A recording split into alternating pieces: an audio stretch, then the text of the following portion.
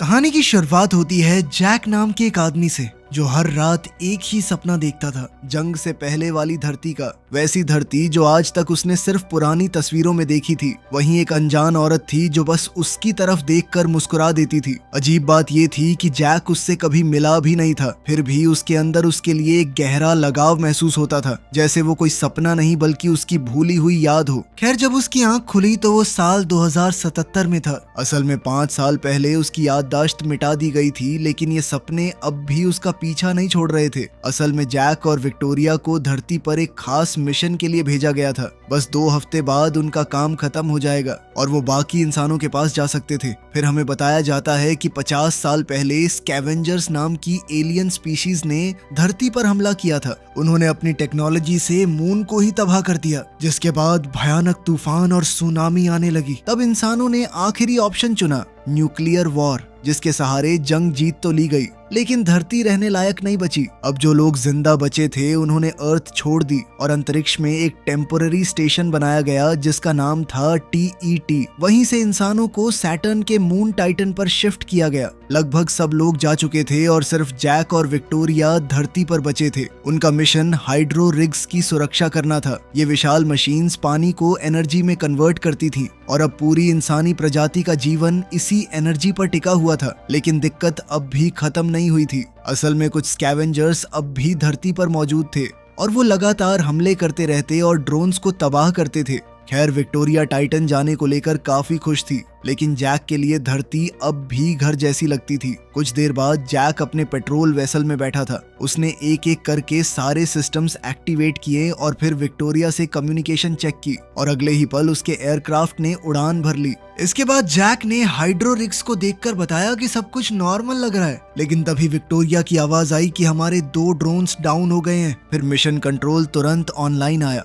और विक्टोरिया ने TET से संपर्क बनाया। उसने सैली को ड्रोन्स के तबाह होने की खबर दी। फिर उसने जैक के एयरक्राफ्ट को ड्रोन बीकन से लिंक कर दिया ताकि वो सीधे उनकी लोकेशन तक पहुंच सके। अब जैक ड्रोन के बीकन का पीछा करते हुए एक भयानक तूफान के अंदर पहुंच गया। आसमान में लगातार बिजली चमक रही थी। तभी अचानक एक तेज बिजली उसके एयरक्राफ्ट से टकराई और कुछ पल के लिए उसका कंट्रोल पूरी तरह चला गया। उसका एयरक्राफ्ट सीधा नीचे गिरने लगा। वहीं दूसरी तरफ विक्टोरिया मिशन कंट्रोल को समझाने की कोशिश कर रही थी कि कई ड्रोन्स की मरम्मत करने के लिए नए पार्ट्स की जरूरत थी, लेकिन मिशन कंट्रोल ने सीधा कहा कि आज का काम है ड्रोन 166 की मरम्मत करना और ड्रोन नंबर 172 को ढूंढना।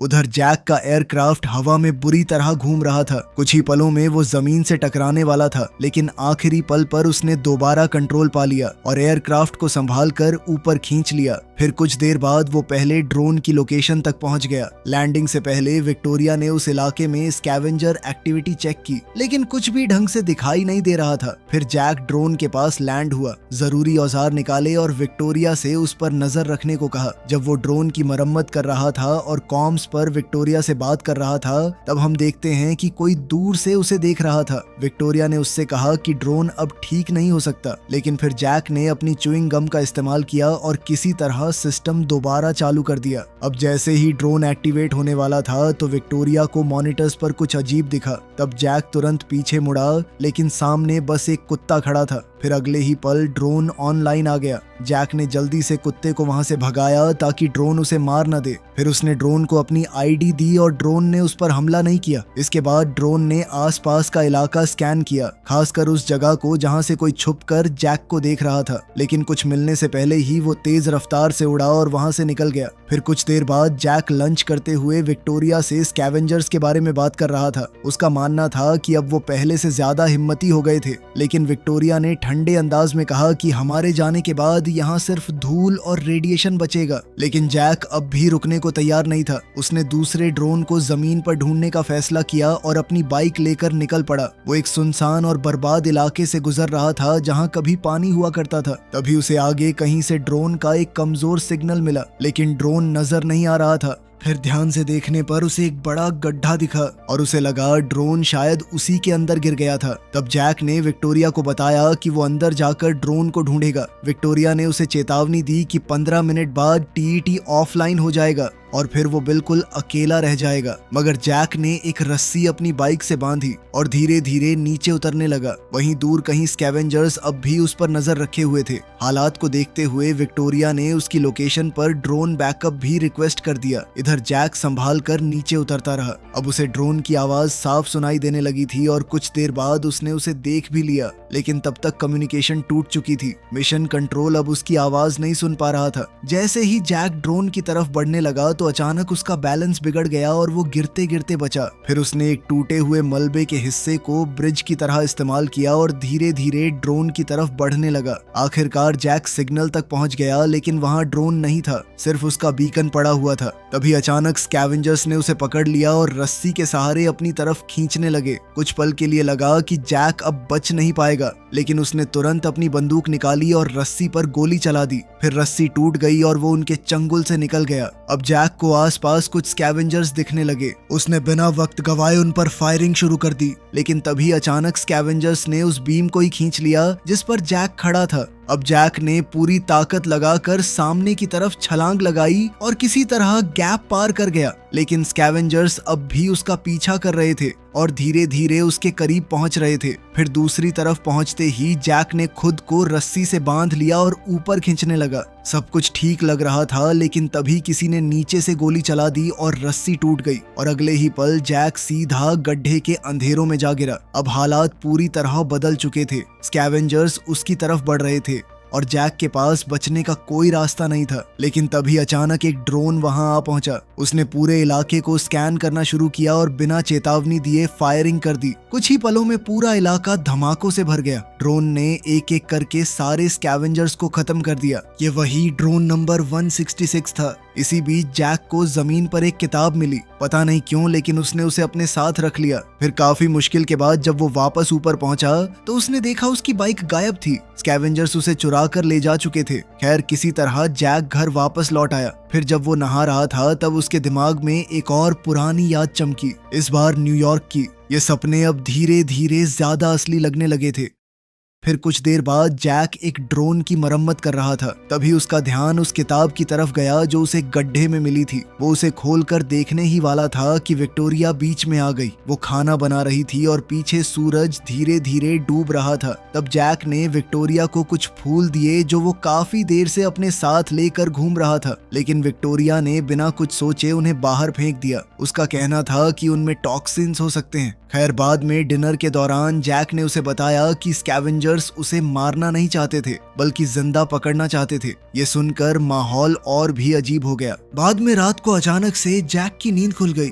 वहां दूर कहीं एक बहुत बड़ा धमाका हुआ था। वो तुरंत जांच करने निकल पड़ा। वहां पहुंचकर उसने देखा कि एक हाइड्रो रिग तबाह हो चुका था। जैक को लगा स्कैवेंजर्स ने किसी ड्रोन को हथियार बना दिया है। तभी उसे एक अजीब सिग्नल मिला जो धरती से बाहर डाइवर्ट हो रहा था और यहीं से कहानी एक खतरनाक मोड़ लेती है। अब जैक बिना वक्त गवाए उस सिग्नल का पीछा करने लगा। ये सिग्नल उसे उस जगह ले गया जहां कभी एम्पायर स्टेट बिल्डिंग हुआ करती थी। अब जैक धीरे धीरे उस सिग्नल का पीछा कर रहा था। अब उसे बीकन की आवाज साफ सुनाई देने लगी थी। फिर रास्ते में उसे जमीन पर कुछ पुरानी चीजें भी मिली, बिल्कुल वैसी जैसी उसके सपने में आती थी। फिर ध्यान से देखने पर जैक को समझ आया कि बीकन पूरी बिल्डिंग को एंटेना की तरह इस्तेमाल कर रहा था। उधर विक्टोरिया उस सिग्नल को समझने में लगी थी। फिर कुछ देर बाद उसने बताया कि ये एक सेट ऑफ कोऑर्डिनेट्स थे जो किसी सुनसान और अनजान जगह की तरफ इशारा कर रहे थे। तब जैक ने बीकन बंद कर दिया, लेकिन उसके दिमाग में सवाल और बढ़ गए।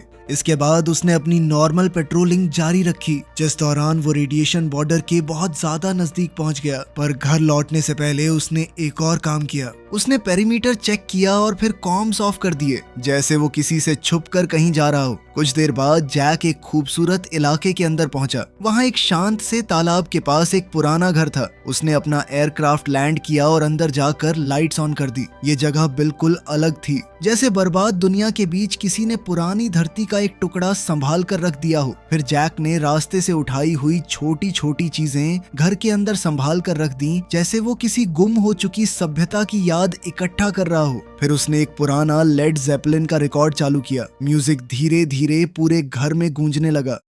जब जैक बाहर आया तो वो और खामोशी से उस जगह को महसूस करने लगा। शायद वो सोच रहा था कि टाइटन जाने के बाद उसे ये सब कितना याद आएगा। कुछ देर बाद वो घास पर ही लेटे लेटे सो गया और फिर उसे अपना वही पुराना सपना आया। लेकिन तभी अचानक सब कुछ बदल गया। जैक ने आसमान से एक अनजान ऑब्जेक्ट को गिरते देखा। वो तुरंत अपना एयरक्राफ्ट लेकर उड़ा। विक्टोरिया ने उसे लोकेशन भेजी और अजीब बात ये थी कि ऑब्जेक्ट बिल्कुल उन्हीं कोऑर्डिनेट्स पर क्रैश हुआ था जो बीकन से मिले थे। फिर विक्टोरिया ने बताया कि मिशन कंट्रोल लगभग ऑफलाइन होने वाला है, इसलिए उसने जल्दी से टीईटी को हालात की खबर कर दी। अब सैली ने तुरंत ऑर्डर दिया कि जैक पीछे हट जाए। उसका कहना था कि ड्रोन्स पहले ही उस लोकेशन पर भेजे जा चुके हैं, लेकिन जैक ने इस बार ऑर्डर मानने से मना कर दिया। वो सीधा क्रैश साइट की तरफ बढ़ता गया और नजदीक पहुंचकर उसने देखा कि ये ऑब्जेक्ट किसी एलियन टेक्नोलॉजी जैसा नहीं लग रहा था। अब जैक ने साइट पर लैंड किया और अंदर जाकर देखा कि वहां कई हाइबरनेशन पॉड्स पड़े हुए थे। उनके अंदर असली इंसान मौजूद थे। तब जैक ने तुरंत विक्टोरिया को बताया कि उसे 5 ह्यूमन सर्वाइवर्स मिले हैं और फिर उसने आखिरी पॉड देखा और उसके होश उड़ गए। उस पॉड के अंदर वही औरत थी जो उसे सपनों में बार बार दिखाई देती थी। लेकिन असली शौक अभी बाकी था। अचानक ड्रोन्स वहां आ पहुंचे और बिना कुछ सोचे पॉड्स को तबाह करना शुरू कर दिया। फिर जैक ने उन्हें रुकने का ऑर्डर दिया, लेकिन ड्रोन 166 ने तो उसी पर टारगेट लॉक कर लिया था। कुछ पल के लिए लगा कि ड्रोन अब जैक को भी मार देगा, लेकिन फिर उसने जैक की आईडी क्लियर कर दी। लेकिन मुसीबत खत्म नहीं हुई थी। ड्रोन अब भी उस पॉड को तबाह करना चाहता था जिसमें वो औरत थी। तब जैक उस पॉड के सामने खड़ा हो गया और अगले ही पल उसने ड्रोन पर फायरिंग कर दी। उधर दूर कहीं स्कैवेंजर्स फिर से ये सब देख रहे थे। जैक जल्दी से पॉड को खींचकर अपने एयरक्राफ्ट तक लाया और बड़ी मुश्किल से वहां से निकल पाया। फिर कुछ देर बाद वो घर पहुंचा तो विक्टोरिया ने तुरंत दरवाजा खोला और दोनों ने मिलकर पॉड को खोला। फिर विक्टोरिया ने जैक से मेडिकल किट लाने को कहा। उसका मानना था कि उन्हें तुरंत टीईटी को खबर करनी चाहिए, लेकिन जैक ने उसे ड्रोन्स के हमले के बारे में बताया। जैसे ही दोनों बात कर रहे थे कि तभी अचानक पॉड के अंदर मौजूद औरत होश में आ गई। वो जोर जोर से उल्टी करने लगी। उसका शरीर कमजोर था और वो सीधा जैक की बाहों में गिर गई। लेकिन फिर उसने जैक को नाम से बुलाया। कुछ देर बाद जब वो पूरी तरह होश में आई तो उसने घबराकर सिर्फ एक सवाल पूछा, मैं कहाँ पर हूँ? पूछने पर उसने ये भी बताया कि उसका नाम जूलिया है। विक्टोरिया ने उसे क्रैश और उसकी क्रू के बारे में बताया, लेकिन जूलिया अब भी पूरी तरह कंफ्यूज्ड लग रही थी, जैसे उसे समझ ही नहीं आ रहा हो कि उसके साथ हुआ क्या है। फिर उसने धीरे से एक सवाल पूछा, मैं कितने टाइम तक सो रही थी? और जैक का जवाब सुनकर उसके होश उड़ गए। 60 साल। फिर कुछ देर बाद तीनों साथ बैठकर लंच कर रहे थे। तब जैक ने जूलिया से उस बीकन और उसके मिशन के बारे में पूछना शुरू किया। जूलिया ने बताया कि उसे अपनी शिप से फ्लाइट रिकॉर्डर लाना होगा। शायद उसमें सारे जवाब थे, लेकिन विक्टोरिया ने उसे साफ कह दिया कि पिछले 60 सालों में धरती पूरी तरह बदल चुकी थी। फिर दोनों ने जूलिया को एलियंस के कब्जे के बारे में सब कुछ बताया कि कैसे जंग हुई, कैसे इंसान टाइटन और स्पेस स्टेशन पर शिफ्ट हो गए। ये सब सुनकर जूलिया शॉक में थी। तभी उसकी नजर जैक और विक्टोरिया के हाथ पर पड़ी और वो हल्की सी हंसी हंस पड़ी। लेकिन विक्टोरिया को जूलिया बिल्कुल पसंद नहीं आ रही थी। उसकी आंखों में एक अजीब बेचैनी थी। फिर कुछ देर बाद जैक और विक्टोरिया अकेले बात कर रहे थे। विक्टोरिया ने सीधा कह दिया कि वो जूलिया को यहाँ नहीं रखना चाहती। तब जैक ने उससे एक अजीब सवाल पूछा, क्या तुम्हें मिशन से पहले का कुछ याद है? क्या तुम उसे पहचानती हो? ये सुनते ही विक्टोरिया गुस्सा हो गई। उसने जैक को याद दिलाया कि जूलिया का बीकन ही स्कैवेंजर्स को उन तक ले आया था और अब स्कैवेंजर्स उनका घर तक ढूंढ चुके थे। हालात धीरे धीरे और खतरनाक होते जा रहे थे। फिर रात में जूलिया जाग रही थी जब जैक उसके पास आया। जैक ने उसे बताया कि विक्टोरिया उसके बारे में टीईटी को खबर कर देगी और फिर किसी को उसे लेने नीचे भेज दिया जाएगा। लेकिन जूलिया अब भी सिर्फ एक चीज के बारे में सोच रही थी, फ्लाइट रिकॉर्डर। उसका कहना था कि उन दोनों को सच जानने की जरूरत है। आखिरकार जैक उसके साथ क्रैश साइट पर जाने के लिए मान गया। कुछ देर बाद दोनों क्रैश साइट पर पहुंच गए। वहीं विक्टोरिया उन्हें एयरक्राफ्ट के कैमरा से देख रही थी। फिर जैसे ही जूलिया ने तबाह हो चुके पॉड्स देखे तो उसका चेहरा उतर गया। तब जैक ने धीरे से कहा कि वो उन्हें बचा नहीं पाया। उधर विक्टोरिया ने मॉनिटर्स पर किसी को हलचल करते हुए देखा। उसने जैक को चेतावनी देने की कोशिश की, लेकिन तब तक देर हो चुकी थी। जूलिया को आखिरकार फ्लाइट रिकॉर्डर मिल गया था, लेकिन उसी वक्त अचानक स्कैवेंजर्स सामने आ गए। एक स्कैवेंजर ने जैक को जोर से धक्का दिया और वो सीधा नीचे गिर गया। फिर जैक ने तुरंत एयरक्राफ्ट को वापस भेज दिया, लेकिन अगले ही पल स्कैवेंजर्स ने उसे पूरी तरह बेहोश कर दिया। अब जैक और जूलिया दोनों स्कैवेंजर्स के कब्जे में थे। सुबह होते ही जैक का एयरक्राफ्ट अकेले ही विक्टोरिया के पास वापस लौट आया। बाद में जब मिशन कंट्रोल ऑनलाइन आया तो विक्टोरिया ने उन्हें पूरी सच्चाई नहीं बताई। उसने बस इतना कहा कि जैक कॉम से डिस्कनेक्ट हो गया था। इसीलिए विक्टोरिया ने उसकी लास्ट नोन लोकेशन पर एक ड्रोन भेजने की गुजारिश की। उधर जैक धीरे धीरे होश में आ रहा था। उसकी आंखों पर एक तेज लाइट पड़ रही थी। उसके हाथ बंधे हुए थे और वो हिल भी नहीं पा रहा था। तभी अंधेरे में से एक आवाज गूंजी। वो उसी किताब की लाइंस पढ़ रही थी जो जैक को गड्ढे में मिली थी। तभी अचानक अंधेरे में एक आदमी ने सिगार जलाई। धीरे धीरे उसका चेहरा सामने आया। उसने जैक को देखते हुए कहा कि वो काफी टाइम से उस पर नजर रखे हुए था और उसने नोटिस किया था कि जैक बाकी लोगों से ज्यादा क्यूरियस था। जैक ने तुरंत जवाब दिया कि उन्हें उससे कुछ नहीं मिलने वाला क्योंकि उसकी याददाश्त मिटाई जा चुकी है। लेकिन उस आदमी ने एक के बाद एक अजीब सवाल पूछने शुरू किए। क्या तुम कभी किसी असली स्कैवेंजर से मिले हो?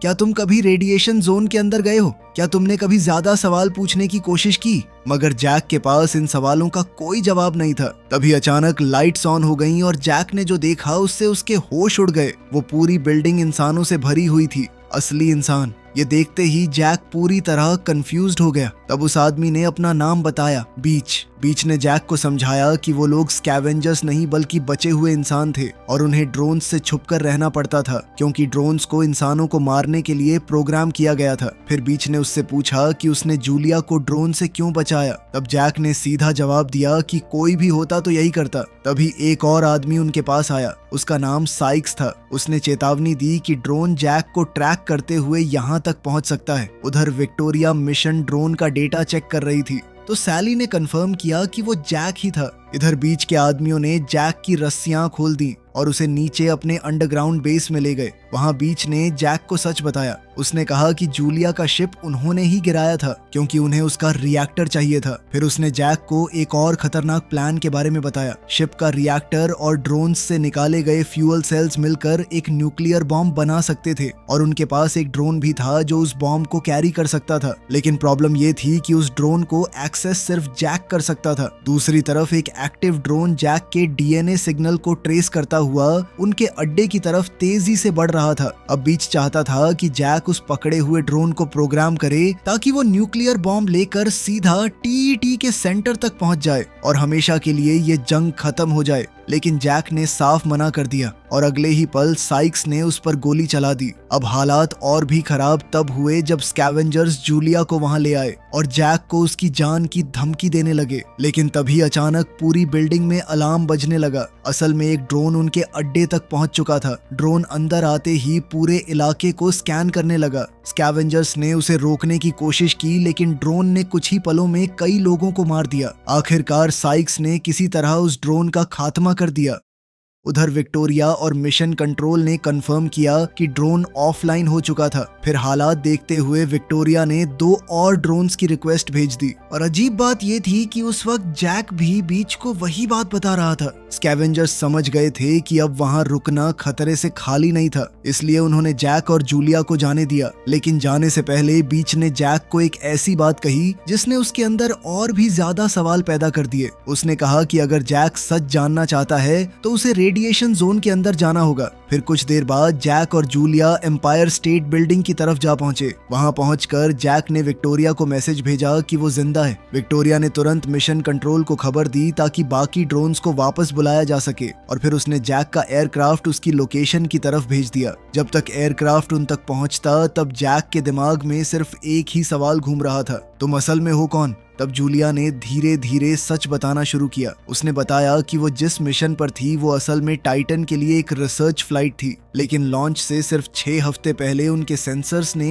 अंतरिक्ष में एक अनजान एलियन ऑब्जेक्ट का पता लगाया था और उसके बाद उनका मिशन बदल दिया गया। उन्हें उस ऑब्जेक्ट की जांच करने भेजा गया और वही ऑब्जेक्ट था टीईटी। फिर जूलिया ने जैक की तरफ देखा और एक ऐसी बात कही जिसने उसकी पूरी दुनिया हिला दी। उसने कहा, मैं तुम्हारी पत्नी हूँ और उससे भी बड़ा शौक अभी बाकी था। तुम वो नहीं हो जो तुम समझते हो। जैक कुछ पल के लिए बिल्कुल चुप हो गया। फिर जूलिया ने उसे बताया कि जिस जगह वो दोनों खड़े थे वहीं पर जैक ने उसे शादी के लिए प्रपोज किया था। ये सुनते ही जैक के दिमाग में कुछ पुरानी यादें फ्लैश होने लगी, कुछ टुकड़े, कुछ चेहरे, लेकिन सब कुछ अब भी धुंधला था, जैसे उसका दिमाग सच याद करने की कोशिश कर रहा हो। तभी एयरक्राफ्ट वहां पहुंच गया, लेकिन जैसे ही विक्टोरिया ने जैक और जूलिया को एक दूसरे के करीब देखा तो उसके चेहरे का रंग बदल गया। कुछ देर बाद दोनों घर आ गए, लेकिन विक्टोरिया ने उन्हें अंदर ही नहीं आने दिया। फिर जैक ने उसे समझाने की कोशिश की। उसने कहा कि उन्हें तुरंत वहां से निकलना होगा और फिर उसने जूलिया की तरफ देखकर कहा कि ये मेरी पत्नी है। ये सुनते ही विक्टोरिया ने बिना देर किए टीईटी को जूलिया के बारे में खबर कर दी। बेचारा जैक उसे रोकता रहा, लेकिन अब बहुत देर हो चुकी थी और तभी अचानक घर का दरवाजा खुल गया। घर में रखा एक ड्रोन एक्टिवेट हो चुका था। जैक ने विक्टोरिया से उसके साथ चलने को कहा, लेकिन वो कुछ भी मानने को तैयार नहीं थी।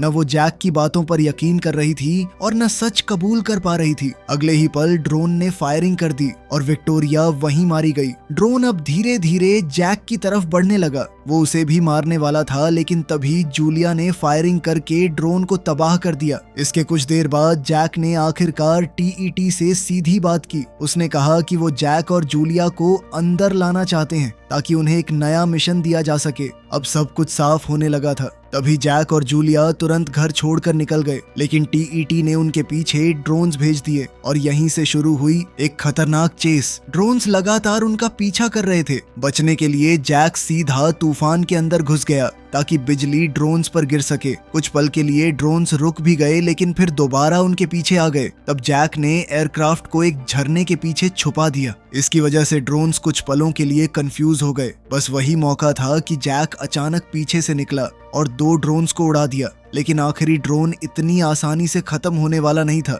उसने लगभग उनका शिप क्रैश कर ही दिया था, लेकिन जैक ने किसी तरह उसे तबाह कर दिया। लेकिन असली मुसीबत अभी भी बाकी थी। ड्रोन 166 अभी भी उनका पीछा कर रहा था। वो सीधा उन्हें धक्का देते हुए रेडिएशन जोन के अंदर ले गया। अगले ही पल वो उनके शिप से टकरा गया और पूरा एयरक्राफ्ट तबाह हो गया। आखिरकार जैक को मजबूरी में इमरजेंसी एस्केप लीवर खींचना पड़ा। अब दोनों रेडिएशन जोन के अंदर फंस चुके थे। कुछ देर बाद जैक को दूर कहीं एक ड्रोन की आवाज सुनाई दी। वो देखने गया कि ड्रोन एक्टिव है या नहीं, लेकिन तभी उसने कुछ ऐसा देखा जिसने उसके पैरों तले जमीन खींच ली। उसके सामने बिल्कुल उस जैसा एक और एयरक्राफ्ट लैंड हुआ। जैक ने दूरबीन से अंदर देखने की कोशिश की, लेकिन उसे उस आदमी का चेहरा साफ नजर नहीं आया। इसलिए वो धीरे धीरे करीब गया और फिर उसने जो देखा उस पर यकीन करना नामुमकिन था। वो आदमी कोई और नहीं, खुद जैक था। दूसरे जैक ने तुरंत उस पर बंदूक तान दी और अपने हथियार नीचे डालने को कहा। लेकिन उससे भी ज्यादा हैरानी की बात यह थी कि उस दूसरे जैक को भी जूलिया याद थी,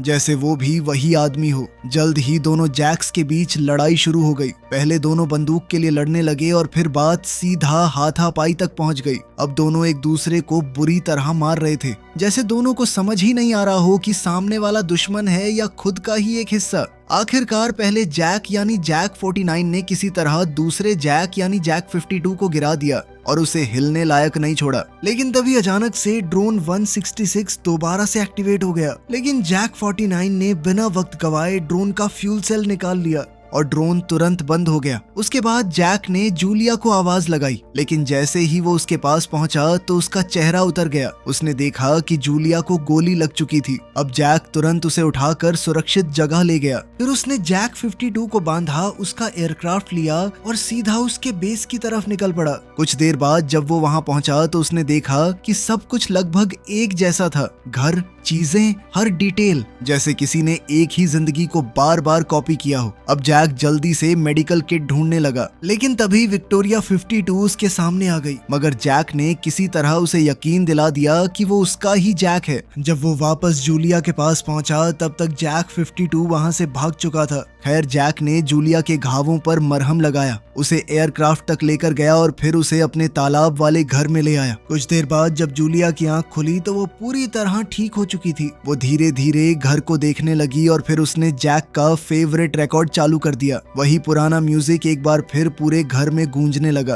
कुछ देर बाद वो बाहर जैक के पास आई। तब जैक ने उससे एक बात कही जो शायद वो खुद भी स्वीकार कर चुका था। उसने कहा कि वो जानता है कि वो असली जैक नहीं है, लेकिन जितना उसे याद है उसने हमेशा से सिर्फ जूलिया से प्यार ही किया है। फिर जूलिया ने उसकी तरफ देखा और धीरे से कहा, आखिर में इंसान को उसकी यादें ही असली बनाती हैं। ये बात सीधा जैक के दिल तक पहुंच गई।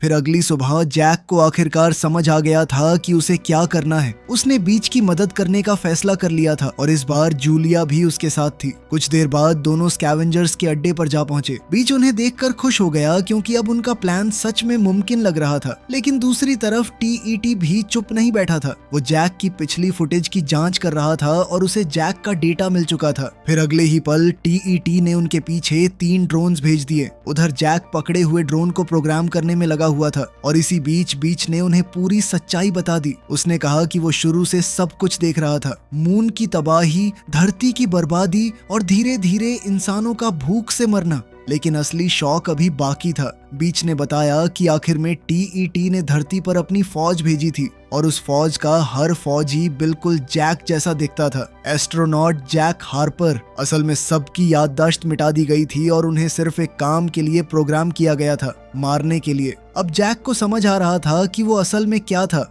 एक क्लोन। तब बीच ने बताया कि टीईटी कोई नॉर्मल एलियन नहीं बल्कि एक इंटेलिजेंट मशीन थी, एक ऐसी मशीन जो प्लैनेट्स की एनर्जी खाकर काम करती थी। लेकिन फिर एक दिन उसने जैक को वो किताब उठाते देखा और फिर जूलिया को बचाते हुए, और वहीं से उसके दिमाग में एक उम्मीद पैदा हुई। शायद जैक बाकी क्लोन्स से अलग था, शायद उसके अंदर अब भी कुछ इंसानियत बची हुई थी। इसीलिए बीच ने उसे सच तक पहुंचाने की कोशिश की। फिर कुछ देर बाद जैक ने आखिरकार ड्रोन एक्टिवेट कर दिया। तब बीच हल्की सी मुस्कुराहट के साथ बोला, काश मैं टीईटी पर होता ताकि बॉम्ब फटने के वक्त वो उसका चेहरा देख पाता। वो जानता था कि वो कभी वापस नहीं आने वाला, लेकिन उसके लिए ये कुर्बानी बहुत गर्व की बात थी। अब स्कैवेंजर्स ड्रोन को उस आखिरी मिशन के लिए तैयार करने लगे। न्यूक्लियर बॉम्ब यानी न्यूक को ध्यान से उसके अंदर फिट किया गया और फिर बेस के बड़े गेट्स धीरे धीरे खोल दिए गए। लेकिन जैसे ही गेट्स खुले तो सबके चेहरे का रंग उड़ गया। टीईटी के भेजे हुए 3 ड्रोन्स पहले से ही बाहर मौजूद थे और अगले ही पल वो सीधा अंदर घुस आए। पूरा बेस गोलियों और धमाकों से गूंज उठा। हर तरफ अफरा तफरी मच गई। स्कैवेंजर्स पूरी ताकत से लड़ रहे थे, लेकिन मशीन्स बहुत ज्यादा ताकतवर थीं। कुछ ही पलों में कई लोग मारे गए। तभी बीच ने किसी तरह एक ड्रोन को उड़ा दिया, लेकिन पहले उस ड्रोन ने बीच को बुरी तरह जख्मी कर दिया। और सबसे बुरी बात यह हुई कि न्यूक वाला ड्रोन भी तबाह हो गया। अब हालात हाथ से निकलते जा रहे थे। तभी साइक्स ने दूसरा ड्रोन तबाह कर दिया और तीसरे को जैक ने खत्म किया। लेकिन अब उनका असली प्लान फेल हो चुका था। तभी जूलिया ने एक नया प्लान सोचा। उसने जैक से कहा कि टीईटी ने खासकर उसे जूलिया को लेकर आने को कहा था, इसलिए वो जूलिया को एक पॉड में लेकर जा सकता था और उस पॉड के अंदर न्यूक भी छुपा सकता था। ये प्लान काफी खतरनाक था और शायद वापस लौटने का कोई चांस भी नहीं था।